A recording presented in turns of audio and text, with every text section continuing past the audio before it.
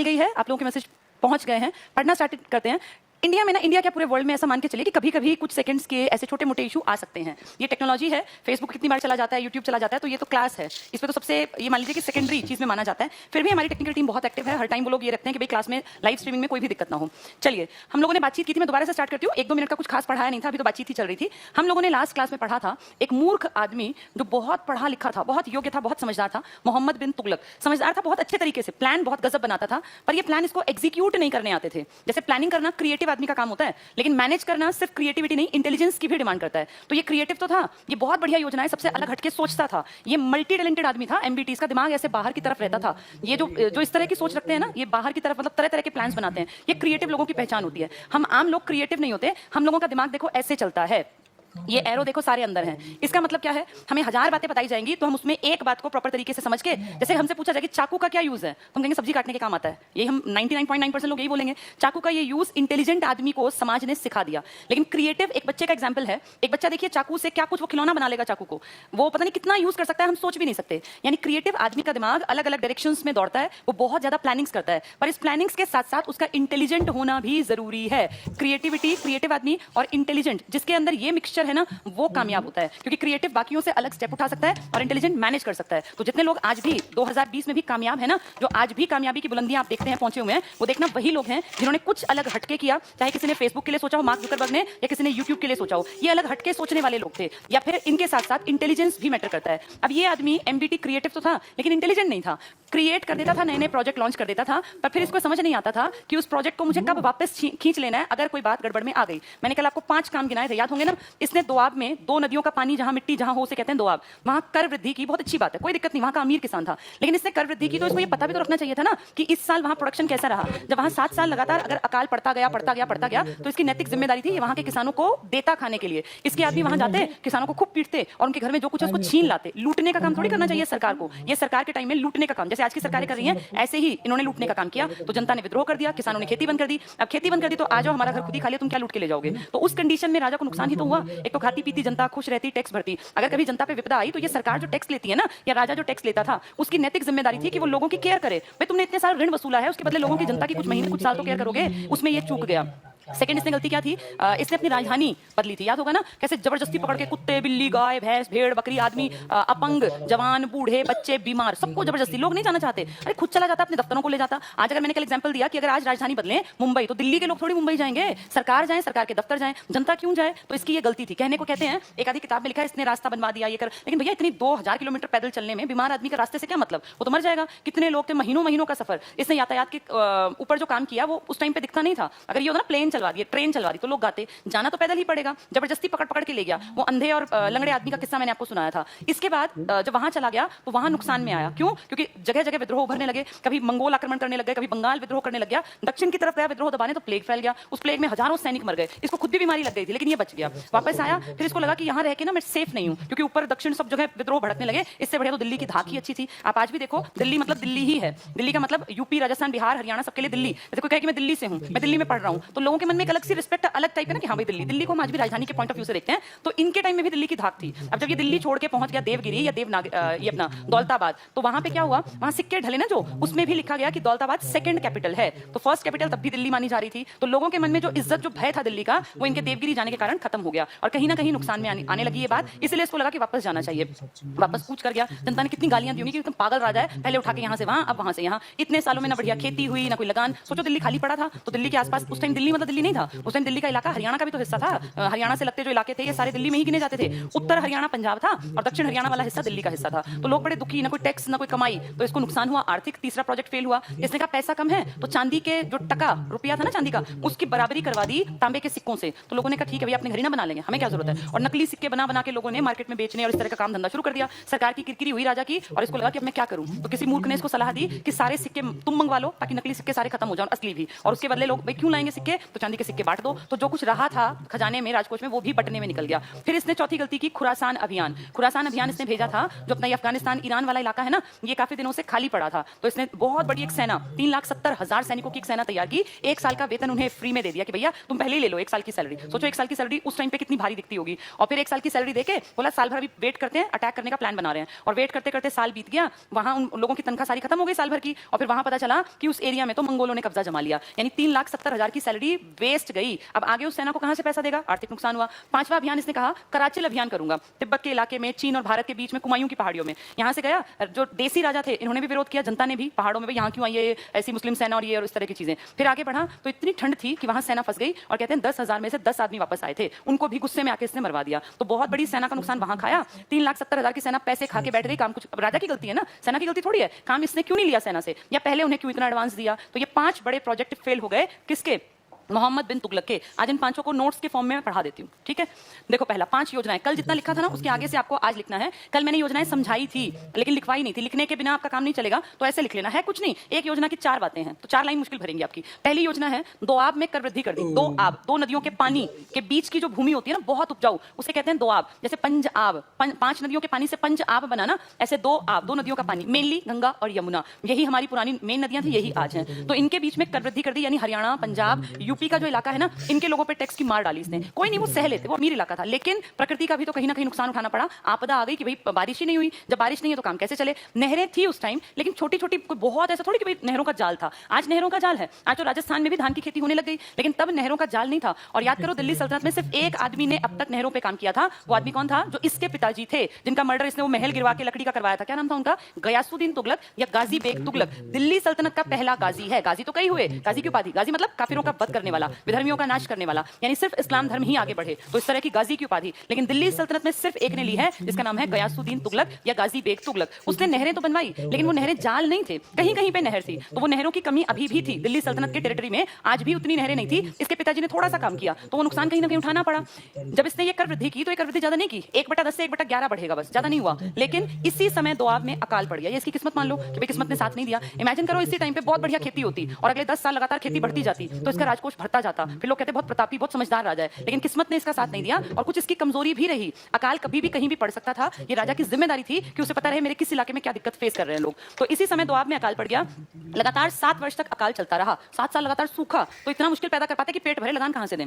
लगान से बचने के लिए किसानों ने कृषि करना बंद कर दिया। जब हद से ज्यादा वो लोग इनको टॉर्चर करेंगे, आएंगे, मारेंगे, पीटेंगे, तो फिर खेती करनी बंद कर देंगे। भाई अगर अकाल पड़ गया कोई बात नहीं, इतना एक क्यारी भर उगा लें कि हमारा पेट भर जाए, सरकार को हमारी केयर ना करनी पड़े, इतने में भी काम चल जाए। फॉर एग्जाम्पल, अभी जो देश में काल चल रहा था कोरोना, चल तो अभी भी रहा है, लेकिन अब कामकाज शुरू हो गए, तो 2 महीने लगभग सब कुछ बंद रहा। उस दौरान अगर कोई आदमी इतना कमा रहा था किसी भी फॉर्म में कि उसका पेट भर जाए, तो देखो वो सरकार के उस फ्री राशन वाली लाइन में नहीं लगा। ये भी सरकार के लिए एक फायदा ही होता है कि अगर आप उस टाइम में अपने घर परिवार का खर्चा उठा रहे हैं, तो आपको जो इतनी लंबी लंबी कोई भीख मांगने वाले खड़े हुए हैं, या कोई बहुत बिल्कुल ही जिनका कुछ कामकाज नहीं है, वो सरकार को जब वो सब बांटना पड़ रहा है, तो इमेजिन करो कितने लोग हैं जो खुद कमा के खा रहे थे, या जिनके पास इतना था कि उनकी रोजी रोटी चल पड़ी बिना कमाए भी 2-3 महीने, तो वो सरकार का ही तो फायदा है। अब इमेजिन करना, अगर सारी भीड़, ये 150 कितने 138 कहते हैं ना हम, 138 करोड़ भारतीय अगर लाइन में जाके लग जाते, तो सरकार कैसे पेट भर देती। यानी राजा को फायदा तब होता है जब उसकी प्रजा अमीर हो, जब उसकी प्रजा अपने खर्चे खुद उठा सकती हो। तो यहाँ पे किसान अगर इस टाइम पर, इस बुरे टाइम पर इतना पैदा कर लेते कि अपना पेट भर लें, तो कम से कम राजा को टेंशन ना होती। पर इस राजा, मूर्ख राजा के आदमियों ने क्या किया कि उनको भी जा जाके पीटा, जो थोड़ी सी क्यारी में अपने परिवार के लिए उगा रहे हैं उनको भी पीटा कि लगान दो। अब जिसने सिर्फ इतना उगाया था कि पेट भरे अपने परिवार का, कि बस 8-10 बोरी पैदा कर लिया, उसको भी पीट रहे हैं कि लगान दे। तो उसने कहा अगले साल इनको लगान देके मैं वैसे भी भूखा मरूंगा, मैं मेहनत भी क्यों करूं, मैं इस बार खेत में लगाता ही नहीं, अनाज पैदा ही नहीं करता। तो कहीं ना कहीं मूर्खता राजा की है ना, कि जो कमा के अपना पेट भर रहा था, सिर्फ अपना पेट भरने लायक था, उसको भी क्यों उसने भिखारियों की लाइन में खड़ा कर दिया। ये इसकी प्लानिंग की कमी थी, इसको सही चीज की जानकारी थी ही नहीं। अलाउद्दीन याद है, जब अलाउद्दीन राजा बना, उसने सबसे पहले ये पता लगवाया कि विद्रोह क्यों होते हैं, तो बताया कि भाई ये कारण है, तो उसने उन कारणों पे वार किया। ये मूर्ख बादशाह इसलिए तो है कि जो उस एरिया में सिर्फ अपने लायक भी उगा रहा है ना, उसको भी पीट रहे हैं जाके कि लगान दे, तो उसने उगाना बंद कर दिया। अब सारे भिखारियों की स्टेज पे आ जाएंगे तो विद्रोह करेंगे ही करेंगे। तो राजा की कमजोरी है ये डिसीजन ना ले पाना। लगान से बचने के लिए किसानों ने कृषि करना बंद कर दिया। अब पूरा एरिया भूखा मरेगा, पूरे क्षेत्र में विद्रोह। भूखे मरते लोग क्या कहेंगे कि भाई जब जनता भूखी मरेगी तो वो सरकार की तो ब्लेम लगाएगी ना, कि सरकार जो है हमारा ध्यान नहीं रख रही, रोजगार नहीं दे रही, हम क्या करें क्या ना करें। जिस देश में जितने लोग गरीब होंगे ना, गरीबी रेखा से नीचे, वो देश उतना दुखी रहेगा। वहां ज्यादा लड़ाई झगड़े, ज्यादा मार पिटाई, ज्यादा छीना झपटी, ज्यादा चोरी चकारी होगी, क्योंकि लोग पेट भरने के लिए कुछ ना कुछ तो करेंगे। अब वो करें क्या, उनके पास ऑप्शन नहीं है। तो अगर इस इलाके में थोड़ा बहुत काम चलता रहता और राजा यहाँ ऋण माफ कर देता, तो ये इलाका कितना भी अकाल पड़ा हो, हरियाणा आज भी, पंजाब आज भी, यूपी आज भी मिट्टी से सोना पैदा करने की क्षमता रखते हैं। मैं आज से 800-700 साल पुरानी बात कर रही हूँ। कितना कैसा ही अकाल हो, लेकिन यहाँ सदा नीरा नदियां बहती हैं। यहाँ गंगा यमुना का इलाका इलाका है ये, यहाँ इतना सूखा कभी नहीं पड़ेगा कि क्या करें, धरती में दरारें पड़ गई। यहाँ पेट भरने लायक हर कोई पैदा कर सकता था तब भी, चाहे 7 साल बारिश नहीं हुई। लेकिन इस राजा की मूर्खता के कारण लोग भूखे मरने लग गए, क्योंकि ये जबरदस्ती जाके उनसे अगर ऐंठेगा तो वो पैदा ही क्यों करेंगे। पूरे क्षेत्र में विद्रोह हुआ। ये कितना बड़ा प्रोजेक्ट इसने फेल करवा दिया अपनी मूर्खता के कारण। तो दोआब में कर वृद्धि इसके लिए भारी पड़ी। नेक्स्ट सेकंड पॉइंट, राजधानी परिवर्तन। राजधानी उठा के ले चला। दोआब में कर वृद्धि और राजधानी दोनों गलतियां। राजधानी परिवर्तन 1 साल राजा बने हुआ है, 1325 में तो राजा बना था, 20 से 25 इसके पिताजी थे, 27 आया है, 1 साल राजा बने हुआ, बोला राजधानी बदलूंगा। अरे 2-4 साल पहले देख तो ले यहाँ रह के क्या दिक्कतें हैं क्या नहीं है, 1 साल में क्या ज्ञान आता है। तो 1327 में राजधानी उठा के जबरदस्ती कहां ले गया, मुंबई महाराष्ट्र वाले इलाके में, दौलताबाद में, देवगिरी महाराष्ट्र में। और क्या बोला, इसलिए ले जा रहा हूं ताकि उत्तर दक्षिण पे मेरी कमांड बनी रहे। इसके पिताजी याद है, दक्षिण का तेलंगाना अभियान किया था उन्होंने और तेलंगाना तक अपनी टेरिटरी बढ़ा ली थी। तो सोचो ये दिल्ली से और साउथ तक के इलाके पे काबिज हैं और अब ये कह रहा है कि मैं तो बीच में बैठूंगा ताकि मुझे ऊपर के विद्रोह दबाना भी आसान रहे और नीचे के भी। दिल्ली का जो डर था ना साउथ में, वो इसने खोल दिया। ये दिल्ली छोड़ गया तो दिल्ली का डर ही खत्म हो गया। नेक्स्ट देखो पॉइंट क्या इसमें, प्रशासनिक एकता के लिए योजना थी। क्या बोला, पूरे प्रशासन को एक बनाऊंगा। अरे एक तो दिल्ली का दबदबा रहेगा तभी तो एक बन सकता है। अब उठ के तू वहां जाएगा, दिल्ली खाली कर गया। दुनिया दिल्ली के ऊपर राज करना चाहती थी और ये मूर्ख बादशाह दिल्ली छोड़ गया। कहां चला गया, दौलताबाद में। दक्षिण में प्लेग फैल गया। इसकी किस्मत भी तो खराब थी। पहले उत्तर में वो दोआब में गड़बड़ हुई, वहां अकाल पड़ा, अब दक्षिण में प्लेग फैल गया। सुल्तान स्वयं बीमार पड़ गया, अपने आप ही खिसकने के चांसेस हो गए कि कहीं यही मर जाए। तो फिर इसको लगा कि गलत डिसीजन है और शायद यहाँ रहना ठीक नहीं है। माबर मदुरै था ना, मैंने देखो एक दिन तुम्हें पढ़ाया था, साउथ की तरफ वाला हिस्सा बताया था, होयसल का ये माबर और ये कालीकट, अगर तुम्हें याद हो तो ये वही वाला माबर है, मदुरै वाला, यानी यहाँ वाला। इसकी राजधानी मदुरै है और द्वार समुद्रम राजधानी है होयसल की। होयसल एक इलाका था जहाँ काकतीय वंश का शासन था, ठीक है। ये होयसल में द्वार समुद्रम इधर है, ये इधर है काकतीय, ये होयसल, ये काकतीय। ये पिछले वीडियोस में मैंने कराए थे, आपने देखा मैप में लिखा होगा। यानी आज के कर्नाटक का आसपास का इलाका होयसल का था और काकतीय वंश वारंगल जिनकी राजधानी थी, आज अगर आप कहें तो तेलंगाना वाला इलाका, ठीक है। उसके नीचे थे माबर मदुरै वाले और उसके साइड में थोड़ा सा बचा हुआ था ये कालीकट वाला। तो जो ये होयसल था ना, होयसल, इसकी राजधानी है द्वार समुद्रम और मदुरै की राजधानी है माबर। इनमें विद्रोह हो गए, यानी अब उन्होंने देखा तो मूर्ख राजा है, इन्होंने भी विद्रोह कर दिए। जब देखा कितना मूर्ख है कि दिल्ली छोड़ा है तो विद्रोह स्टार्ट हो गए। बंगाल में विद्रोह कर दिया, यानी देखो यहां भी विद्रोह हो रहा है, यहां भी विद्रोह और यहां भी विद्रोह। दिल्ली सूनी पड़ी है, खाली पड़ी है इस मूर्ख राजा के कारण। तो बंगाल में विद्रोह। उत्तर में मंगोलों का खतरा बढ़ गया। अब मंगोलों को पता चल गया कि यहाँ का जो मूर्ख राजा है वो दक्षिण में अपनी सेना उठा के भाग गया। एक अलाउद्दीन याद है तुम्हें, 1221 में इल्तुतमिश ने पहले रोके थे समझदारी से, फिर अलाउद्दीन ने कितना काम किया। ये तो मंगोलों के सिर पे हावी रहने वाले राजा थे कि मंगोल आ कैसे जाएंगे। बलबन ने देखो किले बना दिए थे कि मंगोल घुस तो जाए इंडिया में। और ये कितना मूर्ख है कि दिल्ली जिसपे सबकी नजरें हैं, गिद्ध दृष्टि थी हर एक की दिल्ली में आने में, और दिल्ली को सूनी छोड़ के अपने उठ के चला गया दौलताबाद। अब वहां से मंगोलों का खतरा बढ़ गया, मंगोल आएंगे और दिल्ली पे अगर एक बार आ गए तो फिर वो पंजाब दिल्ली को छोड़ेंगे नहीं, हरियाणा, ये मिट्टी फिर उनके लिए काम करेगी। तो अब यहाँ पे क्या हुआ, उत्तर में मंगोलों का खतरा, चारों तरफ से फंस गया ना ये। देखो एक बार दोबारा इसको मैप में, ये कैसे फंसा, ये उठ के यहां से यहां पहुंचा। इसके यहां पहुंचने के बाद दक्षिण में प्लेग फैला तो जनता दुखी हो गई। प्लेग फैला, इसके बाद इधर के लोगों ने विद्रोह कर दिया, इधर के लोगों ने विद्रोह कर दिया, यहां विद्रोह हो गया, मंगोलों के आक्रमण का खतरा, यानी चारों तरफ से फंसने की कंडीशन में आ गया ये राजा। इसलिए तो मूर्ख है, अच्छा खासा दिल्ली में बैठा रहता, दक्षिण वाले वैसे ही दिल्ली के नाम से थर्राते थे, क्योंकि इससे पहले कितना बैक स्ट्रॉन्ग बना रखा था बलबल ने, इल्तुतमिश ने, अलाउद्दीन ने। उनके नाम का डंका बजता था जिसपे कि बैठ के ये ऐश से जीवन काट सकता था, लेकिन अपनी मूर्खता का परिचय देते हुए इसने ऐसा प्लान बनाया कि दिल्ली सुनी और पहुंच गया दक्षिण की तरफ। चलिए आगे क्या हुआ, ये सब चीजें समझ में आ गई होंगी कि इसने राजधानी परिवर्तन करके कैसे अपने सिर पे इतना बड़ा बोझ ले लिया। 2-4 साल बाद इसकी समझ में आ गया और 1335 में वापसी। तो जबरदस्ती जिनको पकड़ पकड़ के कुत्ते बिल्ली घोड़े भी ले गया था, अब उन सबको वापस लाना है। तो लोगों के दिमाग में लगे तो पागल राजा मूर्ख है, अभी 10 साल भी नहीं बीते, राजधानी दोबारा बदलनी है। जैसे अब हमने नोटबंदी देखी, नोटबंदी के बाद मान लो 2 साल बाद फिर बन गया तो हम क्या कहेंगे कि अच्छी मूर्खता है। इसी तरह से राजधानी परिवर्तन लोगों को रास नहीं आया और मन में उनके में आया कि पागल आदमी है, इसकी समझ में कोई बात तो आती नहीं। कितनी पहले भी लोगों ने सलाह दी कि आपको अगर बदलना है दफ्तर तो उठा के अपनी राजधानी मेन आदमी चले जाओ, जनता यहीं बसी रहेगी, टैक्स दे देगी, लेकिन पूरी को उजाड़ करके तब गया। अब वापस आएगा तो फिर दिक्कत आएगी। तीसरा पॉइंट, सांकेतिक मुद्रा चलाई। अब गरीबी जब आएगी तो मुद्रा तो चेंज करनी पड़े, चांदी कहां से आए। तो पहले 2 सिक्के थे, जीतल और टका, याद होंगे इल्तुतमिश ने चलाए थे ये। जीतल जो है तांबे का था, टका चांदी का। चांदी वाले को रुपया कहते हैं और जो जीतल था तांबे वाला ये पैसा था, छोटा अमाउंट था इसका। तो टका चांदी का रुपया और जीतल तांबे का पैसा। इसने कॉपर का सिक्का चलाया, तांबे का सिक्का, तांबे का वो सिक्का जो टके की बराबरी कर ले, यानी टका हटा दिया गया, टके की जरूरत नहीं है अब। जो अब चांदी का सिक्का था ना उसकी जगह हमने उसी की बराबरी का, ऐसा कैसे हो सकता है, तांबा और चांदी बराबर कैसे हो सकते हैं, लेकिन इसने कहा नहीं बराबरी का सिक्का। लोगों ने चीटिंग करनी स्टार्ट कर दी और लोगों ने जो अपने घर ही बना डाले। सारे सुनार जो थे वो तांबा ला के अपना और तांबे के सिक्के बना के अमीर बनने के चक्कर में सारी दुनिया पैसे ले गई तांबे वाले, जिनकी वैल्यू हो गई 0। इसका खजाना खाली क्योंकि ये चांदी बांटेगा। खुरासान अभियान, खुरासान कहाँ है, ईरान, इराक, अफगानिस्तान के आसपास का इलाका था खुरासान। तो अफगानिस्तान, ईरान, इराक यानी पाकिस्तान से आगे 3,70,000 की सेना, सेना भी देखो 3,70,000। एक आदमी खाएगा तो घर से थोड़ी खाएगा, सेना तो राजा का खाना खाएगी, सेना अस्त्र शस्त्र राजा के यूज करेगी, सेना घोड़े राजा के यूज करेगी। सेना रखना भारी पड़ता है, आज से नहीं बहुत पहले से, हजारों साल से जिस राजा ने सेना रखी उसने खर्चा किया। अलाउद्दीन ने जो बाजार नियंत्रण लागू किया था वो अपनी सेना को रकम कम देता था, तभी तो बाजार पे नियंत्रण किया कि मेरी सेना का कम में पेट भरा रहे, वरना सेना में बड़ी कैसे बनाऊंगा। तो इसने देखो कितनी बड़ी सेना, 3,70,000 70,000 यूज क्या किया, कुछ नहीं, 1 साल की सैलरी एडवांस देके और फिर बोला अभियान होगा ही नहीं। तो कितना मूर्ख आदमी है, कितना मूर्खता का परिचय दे रहा है। 3,70,000 की सेना 1 वर्ष की अग्रिम तनख्वाह दे दी आने वाले साल की। जैसे कोई इस साल सरकार कह दे लो 2021 की तनख्वाह रख लो 12 महीने की, तो कितना मूर्ख है कि इस साल के लोग इस साल अगले साल की तनख्वाह देके बैठ गया। लेकिन बाद में मंगोलों से इसके संबंध सुधर गए, तो फिर बोला मंगोल ही वहां पे आ गए और हम तो वहां नहीं जाएंगे। अब ये पैसे थोड़ी वापस करेंगे 3,70,000 लोग। आर्थिक स्थिति खराब, वेतन कहां से दे, तो बिल्कुल बैठ गई चीजें। क्यों? क्योंकि देखो पहले सिक्कों में फंसा, राजधानी में फंसा और दोआब में कर वृद्धि करके फंसा, सब में फंसता चला गया। और ये जो गरीबी होती है ना, ये एक ऐसा दुष्चक्र है जिसमें आदमी अगर एक बार फंस गया ना मकड़ जाल, तो फिर वो और लिपटते लिपटते फाइनली द एंड होगा, जैसा इसके साथ हुआ। अब इसका कोई ऐसा सोर्स ऑफ इनकम नहीं है जहां से ये अमीर बन सके। लगातार इसके पैसे और प्रोजेक्ट नुकसान करते जा रहे हैं इसको। ये चौथी बड़ी गलती। पांचवी गलती, कराचिल अभियान। चीन की तरफ जाएगा, तिब्बत की सर्दी में फंसेंगे इसके सैनिक।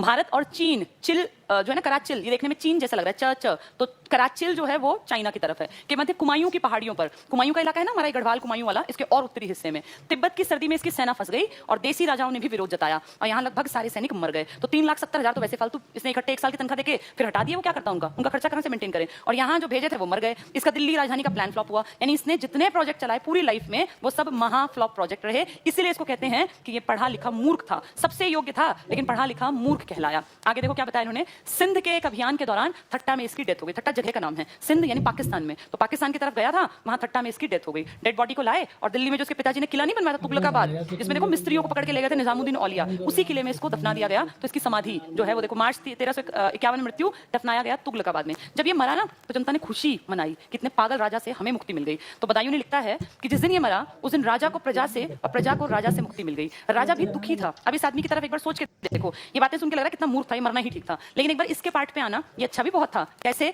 इस आदमी ने योग्यता को इंपॉर्टेंस दी। इसने कभी भी अपने धर्म को इंपॉर्टेंस नहीं दी। इसने कहा सिर्फ मेरे धर्म के हो इसलिए मैं तुम्हें बड़े पद पर नहीं रखूंगा। योग्य है, चाहे हिंदू है, चाहे मुसलमान है, चाहे जैन है, चाहे बौद्ध है, योग्यता को इंपॉर्टेंस देने वाला राजा था। बहुत अच्छी बात है। इसने पदों को कहा कोई भी पद वंशानुगत नहीं चलेगा। यानी मेरे इलाके में कोई सिर्फ इसलिए कि वो अमीर का बेटा है तो अमीर नहीं बनेगा, सरदार का बेटा सरदार नहीं बनेगा, जो लायक होगा वो राजा बने, वो सरदार बनेगा, वो अमीर बनेगा। इसने बहुत अच्छे काम किए। इसने कहा मेरे शासन में मुझे कोई भी शरीयत की बात नहीं बताएगा। शरीयत मैंने बताया ना कि इनका एक बिहेवियरल, भाई इस तरह से करना है, ये नहीं करना, इस्लाम धर्म का। तो इसने कहा मुझे शरीयत के कानून से कोई मतलब नहीं है, मैं अपनी सोच समझ के अनुसार काम को करूंगा।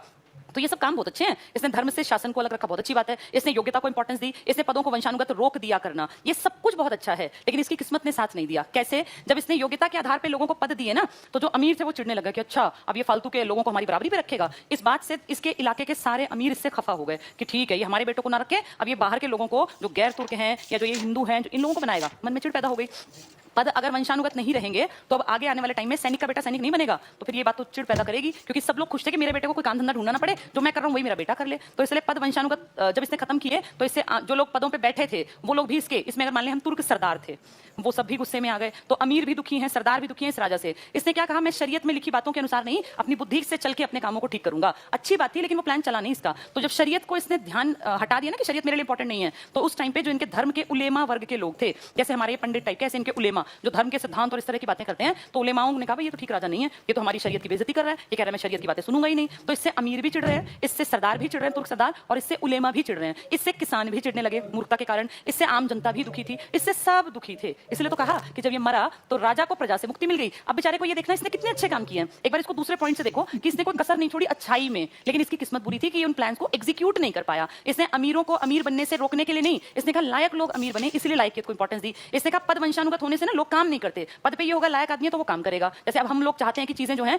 लायक बच्चे ऊपर आए, हम ये चाहते हैं कि भाई ये खर्ची पर्ची जैसी चीजें ना चलें। तो इसने भी ये सब किया था, पर ये इसका सही टाइम पे सही डिसीजन नहीं था और कहीं ना कहीं इसके लिए नुकसानदायक था। तो इससे सारे अमीर, सारे सरदार, सारे इनके धर्म के शरीयत मानने वाले जितने ये लोग थे, आम जनता, सब चिढ़ते थे, सब दुखी थे। तो बदायूं ने क्या कहा कि अब ये मर गया ना तो राजा को प्रजा से, प्रजा को राजा से मुक्ति मिल गई। कहां मरा? थट्टा में, सिंध अभियान पे गया था।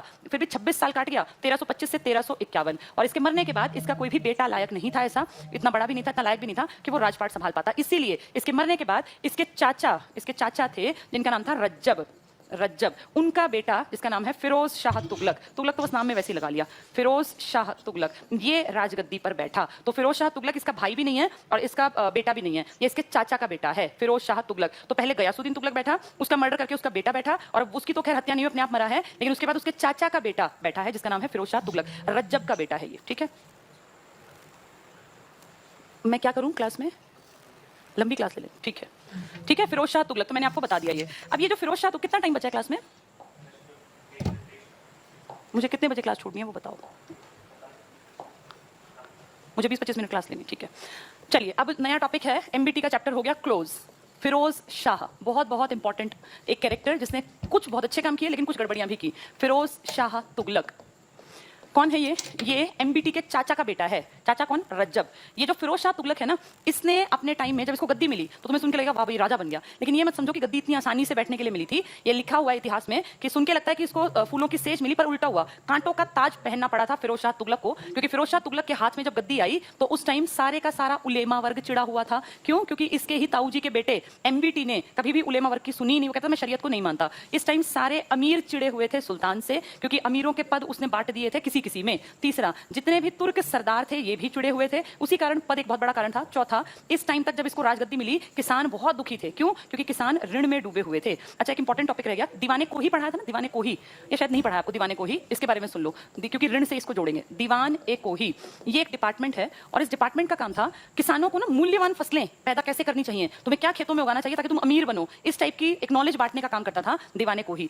इसने इसका काम था पैसा इकट्ठा, ऋण भी लेता था ये, ऋण नहीं सॉरी लगान, और ये लोगों को नॉलेज भी देता था। जैसे आजकल सरकार ने किसानों के लिए रेडियो प्रोग्राम और टीवी प्रोग्राम चलाती है, तो ऐसे दीवाने को ही एक डिपार्टमेंट है, एक आदमी इसका हेड है दीवाने को ही, वैसे ये डिपार्टमेंट था। इन्होंने जनता लोगों को बताया जो ये किसान थे कि तुम मूल्यवान फसलें पैदा करो, मूल्यवान फसलें। अब ये मूल्यवान फसलें पैदा करना सुन के तो बड़ा अच्छा लग रहा है कि ढेर पैसा आएगा, लेकिन उल्टा पड़ा सब कुछ, क्योंकि वहां तुमने देखा 7 साल तक अकाल पड़ गया और सारा खजाना खाली, सब कुछ बर्बाद हो गया। तो जो बेचारे किसान थे ना वो ऋणों में डूब गए, पूरी तरह से ऋण में डूब चुका था किसान। हर किसान दुखी था, हर किसान परेशान, क्योंकि उसने बेचारे ने ऋण ले लिया था उस पागल बादशाह के टाइम, जो कि वो चुका ही नहीं पाया, क्योंकि कभी राजधानी परिवर्तन में वो टिक नहीं पाया और कभी अकाल पड़ गया। तो दुर्दशा बहुत ज्यादा थी किसानों की, इन किसानों के ऋण में डूबने के कारण। ये एक तरह से एंटी, जैसे आज इंडियंस की हालत क्या है, हम सब लोगों को लगता है, हर इंडियन को लगता है कि पॉलिटिक्स बहुत खराब चीज है। ये ऐसा क्यों हुआ? क्योंकि लंबे टाइम से हमने देखा हर पॉलिटिशियन फाइनली जाके अपनी जेब भरने से मतलब रखता है, तो कहीं ना कहीं मन में आने लगा ना, तभी देखो पढ़े लिखे बहुत सारे लोग वोट डालते ही नहीं, क्योंकि वो क्या कहते हैं, चोर चोर मौसेरे भाई, सब एक थाली के चट्टे बट्टे हैं, किसी को भी बना लो, सबको अपनी जेब भरने से मतलब है। ये फैक्ट भी है। तो इस टाइम जब ये राजा बना तो सबके दिमाग में क्या था कि राजा सुल्तान घटिया होता है, सुल्तान को सिर्फ अपने से मतलब है, वो अपने फायदे के लिए काम करता है, हर कोई उसके नेगेटिव में है। उलेमा, अमीर, सरदार, किसान सब दुखी हैं। और पांचवा जो सबसे नीचे आती है आम जनता, कभी राजधानी के नाम पे इनको दुखी किया जा रहा है, कभी खुरासान अभियान, क्योंकि इन्हीं के तो बच्चे हैं फौज में, तो सब लोग परेशान थे, सब लोग। जब किसके पास गद्दी आई? फिरोज शाह तुगलक। जब ऐसे टाइम पे गद्दी मिलती है ना, जब सारी दुनिया दुखी हो, तो उस टाइम में अपने आप को प्रूव करना बड़ा मुश्किल होता है। अब इसके सामने दिक्कत आई कि लोग मुझे कैसे पसंद करें, तो मैं क्या करूं कि लोग मुझे पसंद करें, तभी तो मेरी बात मानेंगे। सिर्फ गद्दी पे बैठना ये नहीं होता कि जाके दरबार लगा लिया, आपको लोगों के फेवर में काम करना है और उनके मन में ये छाप छोड़नी है कि आप उनकी भलाई करना चाहते हैं। तो अब ये जो सब परेशान है, इन सबको खुश करना पहला टारगेट बना लिया फिरोज शाह तुगलक ने, जिसको कांटों का ताज मिला था। ये सब उसको ये कि भाई हमारे लिए कुछ ना कुछ गलत ही करेगा, भाई उसी के चाचा का तो बेटा है, तो मन में नेगेटिविटी भर के बैठे हुए थे ये सारे इस तरह के लोग। अब ये समझदार कुछ स्टेप्स लेगा, कुछ ऐसे स्टेप्स जिससे कि इसका फायदा भी होगा लेकिन लॉन्ग रन में नुकसान भी होगा। अब सबसे पहले उलेमा की बात करते हैं। इस फिरोज शाह तुगलक ने जब ये गद्दी पे बैठा ना, तो इसके दिमाग में आया कि मैं कैसे क्या करूं कि ये जो ये उलेमा है ये मानने लगे कि मैं जो हूं इस्लाम धर्म का रक्षक हूं, क्योंकि इनका मानना ये था कि जो एमबीटी है इसने इस्लाम की रक्षा नहीं की। तो इसने इनके दिमाग में एक बात डाली और इसने कहीं ना कहीं कट्टरता दिखाई। अब जैसे दूसरे धर्म के प्रति अगर आप कट्टर हो गए तो इसका मतलब जो मूर्ख आदमी सोचता है ना कि ये उस धर्म के लिए प्रति वफादार है, तभी दूसरों के लिए कट्टर है। एमबीटी किसी के लिए कट्टर नहीं था, याद करो एमबीटी हिंदुओं के त्योहारों में भी गया था। एमबीटी मतलब मोहम्मद बिन तुगलक। इसने कट्टरता दिखाने के लिए क्या किया, इसने हिंदुओं के मंदिर तोड़ने स्टार्ट कर दिए, और बड़े पैमाने पे, एक आधा नहीं ढेर, दिल्ली से लगते हरियाणा पंजाब जहां जहां मंदिर मिले इसने वहां जाके अपनी फौज लेके जाता, मंदिरों पे अटैक करता, मूर्तियों को तोड़ डालता, शिवलिंग तोड़े और मूर्तियां तोड़ी और तहस नहस कर दिया। जहां हमारी कोई महाभारत गीता टाइप की चीजें लगे उनको जला दिया। तो इसने हिंदुओं के मंदिर पर प्रहार किया, अपने आप को किसका फेवरेट बनाने के लिए? उलेमा वर्ग का, ताकि उनको क्या लगे कि यार ये आदमी सही है, ये विधर्मियों का नाश कर रहा है। गाजी नहीं है ये, लेकिन उनके दिमाग में इमेज बनाने के लिए। ये तो एक एग्जाम्पल छोटा था हरियाणा पंजाब, तो एक बहुत बड़ा एग्जाम्पल है जाजनगर पढ़ाया था मैंने, याद करो जब इनका पहला आदमी पढ़ाया तो हमने उड़ीसा के जाजनगर, नोट्स में चेक कर लेना, जाजनगर अभियान चलाया था। वारंगल और जाजनगर ये दो फिरोज शाह तुगलक के हैं। इस जाजनगर में क्या हुआ था, उड़ीसा के इलाके में एक आदमी था भानु देव सेकंड, वो एमबीटी के पिताजी के टाइम का अभियान था, गया उसमें एमबीटी था, जूना खां, उल्लू खां। लेकिन अब जैसे इनकी पीढ़ी बदली वहां भी तो पीढ़ी बदली, तो जाजनगर में अब भानुदेव थर्ड राजा है, कोई वीर भानुदेव थर्ड, तो ये उसके ऊपर अटैक करेगा। क्यों करेगा उड़ीसा के ऊपर? क्योंकि उड़ीसा में एक बहुत बड़ी मूर्ति है भगवान जगन्नाथ की मूर्ति। भगवान जगन्नाथ, आप जानते हैं ना पुरी में जगन्नाथ की यात्रा निकलती है उड़ीसा में, हिंदुओं की बहुत बड़ी मान्यता है, पूरी उड़ीसा में बहुत बड़ी मूर्ति लेके और उसकी जो है यात्रा निकालते हैं, पूरा उड़ीसा, पता नहीं कहां कहां से लोग इकट्ठे होते हैं और उनको देखने जाते हैं उस यात्रा को। तो ये जगन्नाथ की यात्रा 2020 में भी इंपॉर्टेंट है, हर साल निकलती है, इस साल हो सकता है ना निकले क्योंकि ये जो कोरोना है इसके कारण गड़बड़ में है बात, लेकिन हर साल एक बहुत बड़ी यात्रा पूरी जगन्नाथ मंदिर। जगन्नाथ हमारे विष्णु भगवान है, विष्णु हिंदू धर्म का परिचय देते हैं, तो हिंदू धर्म के इस मंदिर को लूटना और इसकी मूर्ति तोड़ना टारगेट बना लिया ताकि मैं फेवरेट बन जाऊं और ये जो जितने लोग ये उलेमा है ये मेरी वाहवाही करें। किसने किया ये काम? फिरोज शाह तुगलक ने। तो इसने भगवान जगन्नाथ की मूर्ति को तोड़ने के उद्देश्य से किस पे अटैक किया? जाज नगर पे। और ये घुसा बड़ी सेना लेके, इसने अटैक करके मूर्ति को तोड़ा और कहते हैं मूर्ति को इसने नदी में फेंकवा दिया। तो जाज नगर का जो राजा था वो उसको लगा कि भाई ये तो बिल्कुल तहस नहस करेगा, उसने आके इसके सामने घुटने टेक दिए, उसने इसको एक ये कहा कि भाई हम आपके लिए टैक्स भिजवा देंगे और आप हमारे यहाँ और जो है बर्बादी मत करो। तो जाज नगर में भगवान जगन्नाथ की मूर्ति तोड़ने का टारगेट किसने बनाया था? फिरोज शाह ने। किसको खुश करने के लिए कर रहा है ऐसा? उलेमा वर्ग को, कि मैं कट्टर हूं। ये दिखाना चाहता था कि मैं इस हिंदू राष्ट्र में इस्लाम धर्म का झंडा फहराऊंगा। इसका टारगेट ये था, जो कि गलत था। देखो मुस्लिम कम्युनिटी गलत नहीं थी, लेकिन कुछ राजाओं ने घटिया हरकतें करके एक नेगेटिव माहौल बना दिया। उनके लिए वो पॉजिटिव था, लेकिन पूरे देश में वो नेगेटिविटी का दौर चल पड़ा। तो मंदिर तोड़ना एक बहुत बड़ी गड़बड़ थी। इसके आगे बढ़ के इसने क्या कहा? इसने कहा मेरे राज्य में कोई भी मंदिर रिकवरी नहीं करवाएगा, यानी मंदिर टूट गया ना, दोबारा तुम काम नहीं करोगे। याद है सोमनाथ का मंदिर था 1024-25 में लूटा, 1030 में फिर बन के खड़ा हो गया। क्या बिगड़ा सोमनाथ का? आज भी खड़ा है सोमनाथ, क्योंकि इस टाइम इतना पैसा था इंडिया में कि कोई कुछ किसी का बिगाड़ नहीं सकता था। लेकिन इसने नियम बनाया, इसने कहा किसी भी मंदिर के ऊपर मरम्मत के ऊपर एक पैसा खर्च नहीं होना चाहिए। अब जब किसी बिल्डिंग की मरम्मत नहीं होगी, आप अपने घर को देख लीजिए, आप घर बनाते हैं ना, कितना ही पैसा लगा दें, आप 1 करोड़ रुपया लगा दें, लेकिन 1-2 साल बाद आपके घर में कुछ ना कुछ मरम्मत चाहिए होती है। कभी टैप खराब हो गया, कभी कहीं से सफेदी या पेंट झड़ने लगा, बिल्कुल नॉर्मल है। 2 साल पुराना जिसका भी घर है ना, देखना घर में कहीं ना कहीं सीलन आ जाती है, पपड़ी निकलने लगती है, छोटी छोटी दिक्कतें। यानी हर चीज को मेंटेनेंस चाहिए। तो मंदिरों को भी मेंटेनेंस चाहिए थी। पहले मंदिरों की मेंटेनेंस पे कोई रोक नहीं थी, इसने रोक लगवा दी ताकि उलेमा खुश हो जाए। तो कितना चालाक आदमी है, अपने एरिया में उलेमाओं को खुश करने के लिए कट्टरता पे उतर आया। अगला अमीर। अमीर क्यों दुखी थे? क्योंकि इनके पद जो अमीर नहीं है उनको भी दिए जा रहे थे, और सरदार भी इसलिए दुखी थे। तो इसने कहा ठीक है, काम करते हैं, पदों को वंशानुगत कर देते हैं, यानी अब तुम्हारे बेटे ही अगले अमीर और अगले सरदार बनेंगे। तो अमीर भी खुश, बिल्कुल टेंशन फ्री कि भैया मुझे कोई टेंशन नहीं है, मैं मर जाऊंगा तो मेरे बेटे को अपने आप ही पदवी मिल जाएगी। सरदार भी खुश है, अमीर भी खुश। अब अपने आपस के रिलेशन अच्छे रखेंगे तो किसी बाहर वाले की एंट्री करेंगे ही नहीं, ना गैर तुर्क कभी भी सरदार बन पाएगा, ना ही वो अमीर बन पाएगा। अमीर मतलब था वो लोग जिनकी धाक चलती थी। अमीर पैसे से तो थे ही थे, इनकी धाक थी, इनकी पकड़ थी उस टाइम के राजाओं पर। और सरदार जिनको बड़े बड़े पद दिए जाते थे। तो ये पद कैसे कर दिए? वंशानुगत। वंशानुगत होने का नुकसान क्या हुआ? अब अगर कोई योग्य नहीं भी है तो भी वो अमीर बन जाएगा, योग्य नहीं है तब भी वो सरदार बन जाएगा। और जब लायक लोग अगर ऊपर नहीं पहुंचेंगे, नालायक पहुंचेंगे, तो धीरे धीरे नुकसान लंबे टाइम में इस खुद के राजा का ही होना है। लेकिन इसका टारगेट था तुरंत में खुश करना, तो इसने वंशानुगत बना दिया। अच्छा एक चीज और, इसको और ज्यादा बड़े लेवल पे लेके गया और उसने कहा सेना भी वंशानुगत ही होगी। सेना या कह लो सैनिक का पद भी वंशानुगत। याद है तुम्हें पिछले वाले सरदारों ने, एक बहुत समझदार आदमी ने, अलाउद्दीन खिलजी ने, सेना को क्या कहा था? स्थायी सेना बनाऊंगा, हर किसी का हुलिया लिखा जाएगा, जो आएगा आदमी उसी को सैलरी मिलेगी, डेली आना है, डेली प्रैक्टिस करनी है, ड्रिल करनी है। ऐसा हृष्ट पुष्ट उसके सैनिक थे। इसने कहा कोई जरूरत नहीं रोजाने की, सेना का पद वंशानुगत है। बाप अगर सेना में है और मान लो बेटा लंगड़ा है तो भी वो सेना में जाएगा। अगर बाप बहुत फिट एंड फाइन था लेकिन बेटा अगर मान लीजिए कोई अपाहिज है या बहुत मोटा है या छोटा है या नाटा है, तब भी उसको हक है कि वो सैनिक बनेगा। तो खुद सोचो ये ठीक है या गलत है? भाई किसी भी पद पे योग्यता के अनुसार मिलना चाहिए ना आदमी को। इसने कह दिया सैनिक भी अपने, और इससे और आगे बढ़ के इसने क्या कहा कि बेशक मत आओ, तुम्हें नहीं आना मत आओ, सेना के सैनिक जो है ना आए, फिर क्या करे? अपनी जगह या तो अपने पुत्र को भेज दो, और अगर पुत्र भी ना आना चाहे ना तो अपने गुलाम को खड़ा कर दो। तुम खुद सोचो कैसी सेना है ये, जिसमें ना किसी को प्रैक्टिस, ना किसी की ड्रिल, ना किसी की हाइट, ना किसी की हेल्थ। आज बाप आ गया, कल बाप का मन नहीं है तो बेटा तू चला जा सेना में, बेटा आ गया, फिर अगले दिन कह रहा पिताजी मुझे भी नहीं जाना, तो गुलाम चला जाएगा ना। उनकी कोई उसकी ट्रेनिंग ही नहीं है। तो ये कैसी सेना है? शायद 10 साल 20 साल तो काट देगी, पर फाइनली इनकी सेना की कमजोरी सामने आएगी, ये चीजें छिपेंगी नहीं। तो सब गलतियां कर रहा है ये खुश करने के लिए। इसने हर पद को क्या कर दिया? वंशानुगत। फिर इसने क्या कहा? ये जो तुर्क और सरदार है ना, ये दुखी थे क्योंकि अब इनको एक तरह से इनके ऊपर नजरें रखता था एमबीटी, पढ़ा लिखा था। तो इनको खुश करने के लिए इसने कहा कि आपके पास जितने भी इक्ता हैं, इक्ता पता होगा ना, इल्तुतमिश ने एरिया प्रांत बनाए थे। इसने कहा जितने भी इक्ता है ना, आप कितना भी टैक्स लेते हो, कभी आप जितना जमा कराओगे उतना मान लेंगे, आपके ऊपर हम शक नहीं करेंगे और हम कभी आपकी ऑडिटिंग भी नहीं करेंगे, हम चेक करवाएंगे ही नहीं कि आपने कितना दिया, कम दिया, ज्यादा दिया। तो कितने मजे आ गए। सोचो खुले में ये लोग खूब पैसा खाने का रास्ता खोल दिया। पहले इक्तादार डरता था कि कहीं मेरी चेकिंग हो जाए। सुल्तान कहता था ले आओ अपने वही खाते दिखाओ जरा, किस एरिया में कितना टैक्स आया, तुमने हमें कितना दिया, तुमने खुद कितना इकट्ठा किया। उस एरिया में जाके किसानों की पैदावार की पैमाइश और नाप करते थे। ये अलाउद्दीन टाइप के जो बड़े बड़े राजा थे। और इस मूर्ख राजा ने क्या किया? मूर्ख मतलब वैसे मूर्ख है, लिखित में नहीं है, लिखित में एमबीटी मूर्ख है। ये क्या कह रहा है? इक्तादारों कह रहा है फ्री रहो, बिल्कुल तुम्हारे ऊपर कोई चेकिंग नहीं है, अपनी मर्जी से तुम जितना जमा कराओगे हम तुम पे विश्वास करते हैं। तो एक रास्ता खोल दिया कि भ्रष्टाचार कर लो, हमें कोई दिक्कत नहीं है, तुम्हारी कोई चेकिंग नहीं करेगा। अब ये खुश कर दिया इसने अपनी तरफ से 100% आजादी देके। मिस यूज होगा ही होगा, क्योंकि कितने लोग शराफत से रहेंगे। सबको खुश करने के चक्कर में ये अपनी सल्तनत को खत्म करने के रास्ते पे आ गया। किसानों को खुश करने के लिए क्या, जो अब भी करती हैं सरकारें, हर साल 5 साल बाद जब सरकार बनने की कोशिश करती है तो सरकार का एक बहुत बड़ा दावा होता है किसानों के लोन माफ कर देंगे, ऋण माफ कर देंगे। अभी भी करते हैं ना, 2020 में भी हम जानते हैं। इस टाइम इसने भी यही दाव पेच अपनाया, लेकिन इसने सिर्फ जबानी ऋण माफ नहीं किए, इसने सच में ऋण माफ किया। आजकल की सरकारें जबानी ऋण माफ कर देती हैं, कहती हैं, बाद में जब आती हैं बन जाती हैं तो माफ नहीं करती। अब जो सरकारें चल रही हैं,